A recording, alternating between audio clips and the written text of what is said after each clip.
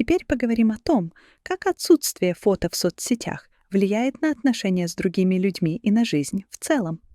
Люди без фото в соцсетях чаще всего строят отношения по-старому через живое общение.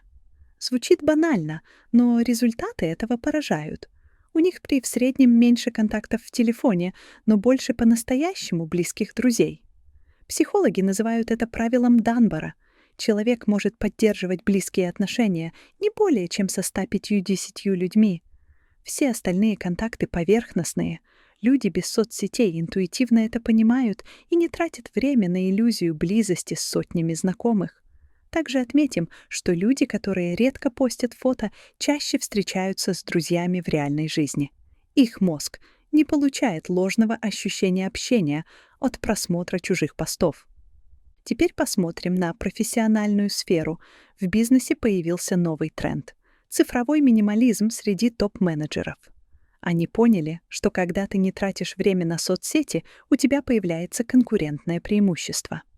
По статистике, руководители без активных личных аккаунтов принимают решения на 23% быстрее. Их мозг не засорен информационным шумом и может сосредоточиться на действительно важных вещах. И еще один важный момент — отсутствие цифрового следа защищает от ошибок прошлого. Нет риска, что старое неудачное фото или пост всплывут в неподходящий момент. Это особенно важно в эпоху, когда HR-отделы изучают соцсети кандидатов. Соцсети — это машины по сбору данных.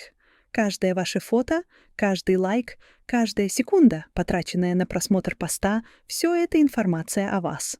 Алгоритмы изучают ваши предпочтения, страхи, желания. Люди без активных аккаунтов частично выпадают из этой системы. Они меньше подвержены таргетированной рекламе и информационным пузырям. Их мнение формируется не алгоритмами, а реальным опытом. Психологи фиксируют у таких людей более критическое мышление. Они реже поддаются массовым трендам и принимают более взвешенные решения. Когда человек не ведет соцсети, у него появляется время для саморефлексии. Он не тратит часы на скроллинг ленты, а может заняться тем, что действительно развивает личность.